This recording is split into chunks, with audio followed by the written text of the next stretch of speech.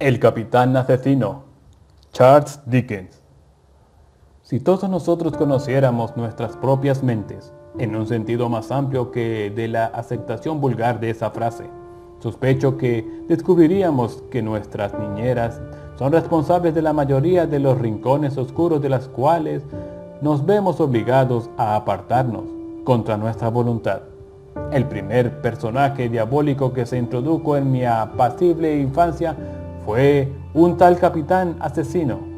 Aquel individuo debió ser un vástago de la familia de Barba Azul, aunque en aquella época yo no tenía la menor sospecha de tal consanguinidad. Al parecer, su insinuante nombre no despertó ningún prejuicio contra él, ya que fue admitido en la mejor sociedad y poseía una inmensa riqueza. La misión del capitán asesino era el matrimonio, para saciar con sus tiernas esposas un apetito caníbal. El día de su boda, hacía adornar los dos lados del camino que conducía a la iglesia con unas extrañas flores, y cuando la novia le preguntaba: «Querido capitán asesino, nunca había visto flores como estas, ¿cómo se llaman?», él contestaba: «Se llaman aderezos para corderitas», y estallaba en una horrible carcajada, llenando de inquietud a los acompañantes de la novia al mostrar por primera vez sus blancos y afilados dientes. Todos los caballos del capitán asesino eran blancos como la leche, con una mancha roja en el lomo que él procuraba ocultar con los arreos, ya que la mancha aparecía en los caballos a pesar de que todos eran blancos como la leche cuando el capitán asesino los compraba, y la mancha era de sangre de la joven desposada. A este terrorífico detalle debo mi primera experiencia personal de un estremecimiento y de heladas perlas de sudor en la frente. Después de celebrar el banquete de bodas y de despedir a sus nobles huéspedes, el capitán asesino se quedaba a solas con su esposa. Al día siguiente tenía la costumbre de sacar de una alacena un tablero de plata para amasar y un rodillo de oro. Hay que aclarar que el capitán asesino, mientras duraba su cortejo, preguntaba siempre si su futura esposa sabía confeccionar un pastel, y si por naturaleza o educación ignoraban aquel arte, debía aprenderlo. Bien, cuando la esposa veía que el capitán asesino sacaba el tablero de plata y el rodillo de oro, recordaba aquel detalle y se subía a las mangas de su vestido de encaje para hacer un pastel. A continuación, el capitán sacaba un enorme recipiente de plata, harina, mantequilla, huevos y todo lo necesario, excepto el relleno para el pastel. La encantadora esposa preguntaba: «Querido capitán asesino, ¿de qué va a ser el pastel?», y él contestaba: «De carne». La esposa insistía: «No veo la carne por ninguna parte», y el capitán replicaba jocosamente: «Mira en el espejo». Ella miraba en el espejo, pero continuaba sin ver carne, y entonces el capitán estallaba en una ruidosa carcajada.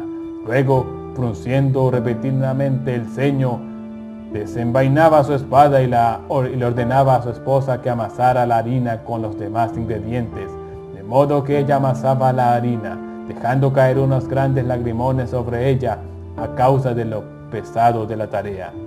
Cuando la pasta estaba preparada y colocada en un recipiente de plata, el capitán decía: «Yo veo la carne en el espejo», y entonces la esposa volvía a mirar al espejo, a tiempo para ver cómo el capitán le cortaba la cabeza con su espada, y luego cortaba el cuerpo de su esposa a pedacitos, los aderezaba con sal y pimienta, rellenaba con ellos el pastel, lo hacía cocer en un horno y se lo comía todo. El capitán asesino se había comido así a numerosas mujeres. Cuando se encontró en el caso de escoger esposa entre dos hermanas mellizas, al principio no sabía cuál de las dos escoger, ya que a pesar de que una de ellas era rubia y la otra morena, las dos eran igualmente hermosas. Pero la rubia le amaba y la morena le odiaba, de modo que escogió a la rubia. La morena hubiera impedido que se celebrara la boda de contar con medios para ello, pero no pudo hacer nada. Sin embargo, la noche anterior a la boda, ella, de sospechas hacia el capitán asesino, se introdujo en el jardín de la casa del capitán, trepando por la tapia y la espió a través de una rendica de la persiana de una ventana. Desde allí vio cómo el capitán asesino se afilaba los dientes. 2 días después, como de costumbre, el capitán hizo que su rubia esposa amasara la harina y los otros ingredientes, y cuando la pasta estuvo preparada, le cortó la cabeza a la desdichada, la hizo pedacitos, los aderezó con sal y pimienta y rellenó con ellos el pastel.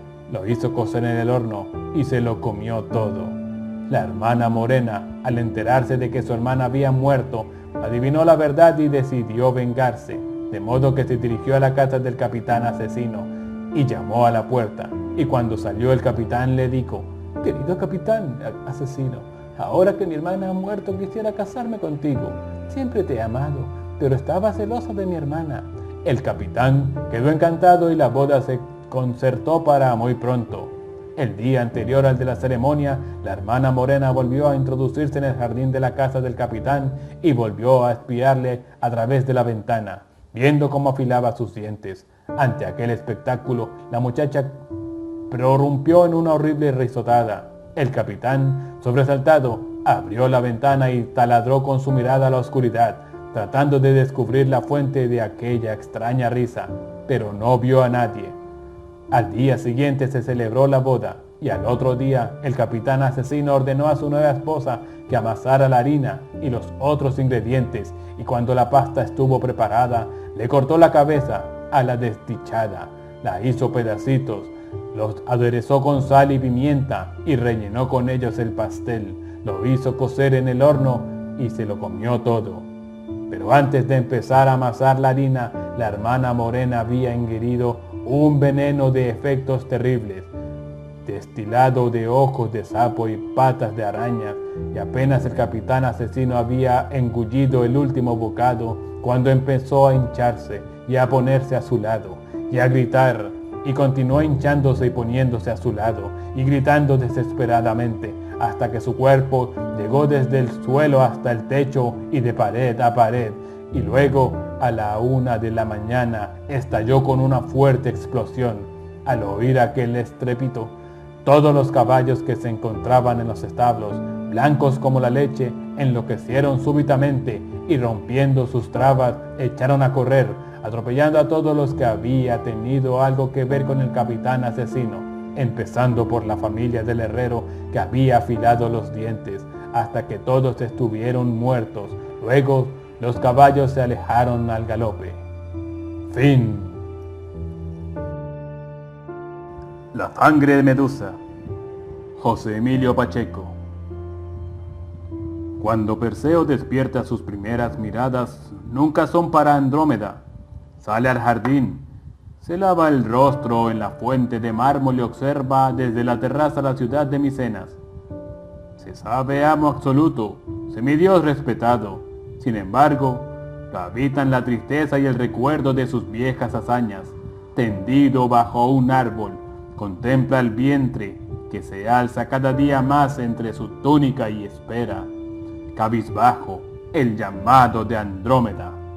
Fermín Morales apagó el cigarro antes de entrar en la vecindad. A su esposa le molestaba verlo fumar y él quería ahorrarse una nueva disputa. Cruzó el zaguán húmedo y subió por la escalera desgastada. Al entrar en su cuarto vio a Isabel, cubierta por una bata de franela. Hojeaba en la cama confidencias, la familia y sucesos para todos. Los rizos artificiales le recordaron a Fermín un nudo de serpientes que de niño había observado en una feria en Nonoalco. Perseo ya no visita sus caballerizas.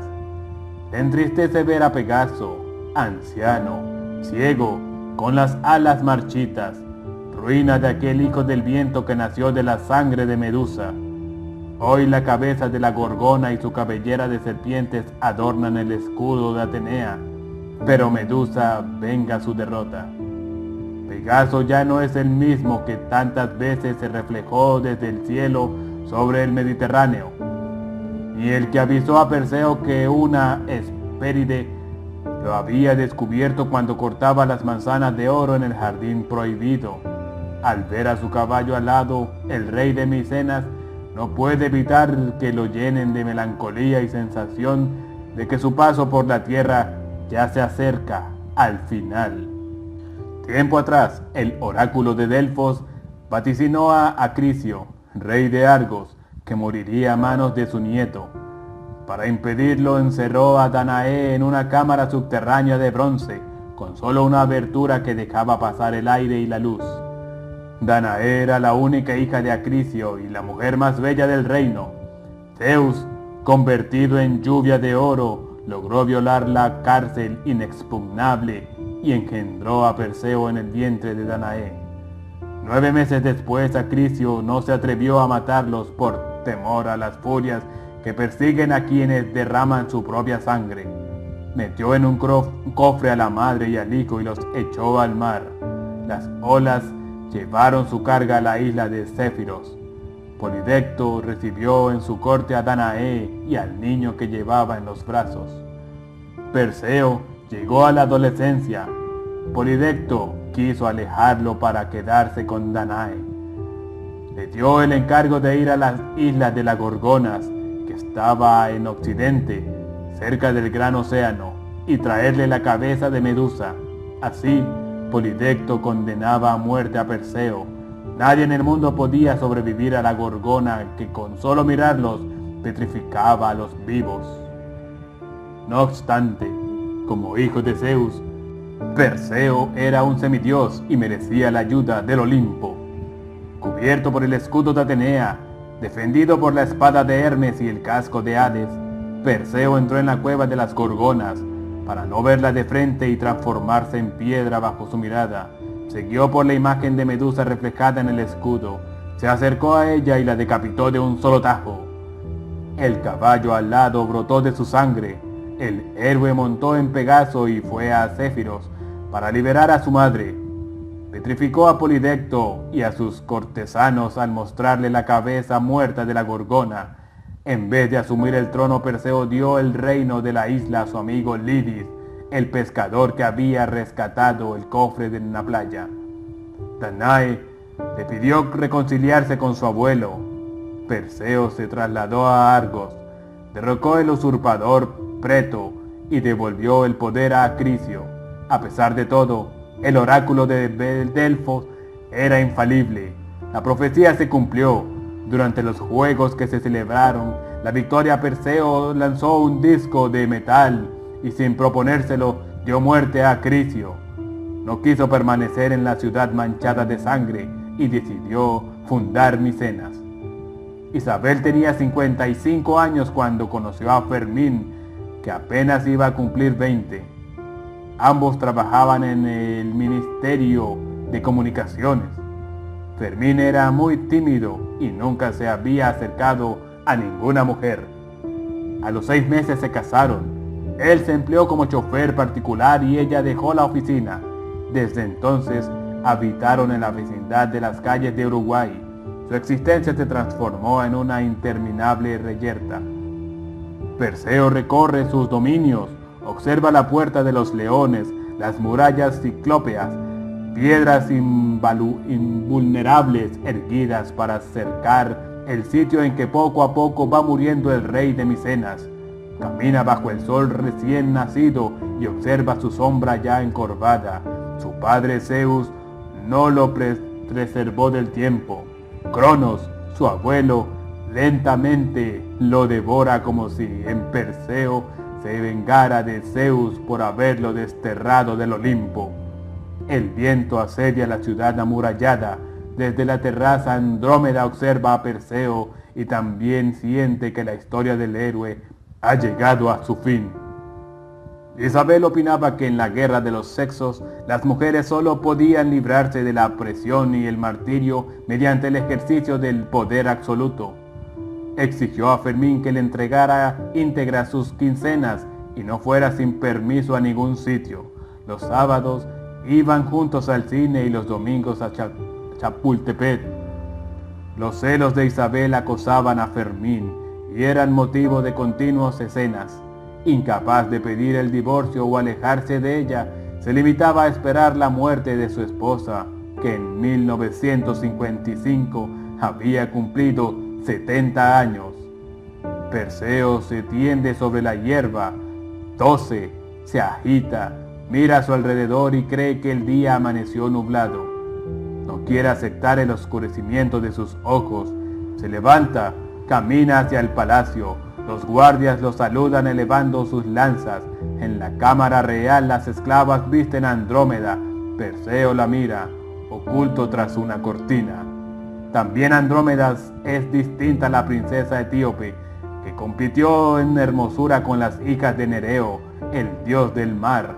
Celosas de Andrómeda, las Nereidas la ataron a una roca para que la devorase un monstruo marino. Perseo llegó cabalgando en Pegaso, venció al dragón y se casó con Andrómeda. Hoy el amor entre los dos es solo un recuerdo de aquellos días que sucedieron al combate. Fermín puso algún reparo a la cena. Isabel lo echó de la casa. Vagó por las calles, ávido de huir y temeroso de regresar. Sin embargo, volvió a las pocas horas e imploró perdón.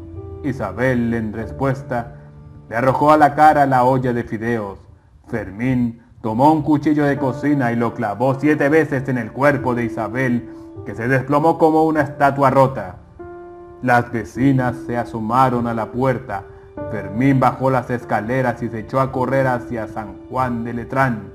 Media hora después, cuando los policías lo capturaron en la Alameda, no opuso resistencia ni dio explicaciones. Quedó en un silencio que ya jamás iba a romper. Dijeron que había enloquecido a raíz del crimen. En realidad, se limitaba a escuchar el viento en las ramas y el agua en las fuentes. Hoy pasa los días tratando de apresar el polvo suspendido en un rayo de luz. Alza la vista al cielo. A su lado el mundo parece más opaco, más hastiado de ser y de acabarse. El centro de la tumba que los sepulta en vida, Perseo y Fermín, son el mismo hombre y sus historias forman una sola historia. El sol hiere sus ojos en su prisión de piedra. Él espera que llegue el caballo con alas que nació de la sangre de Medusa. Fin.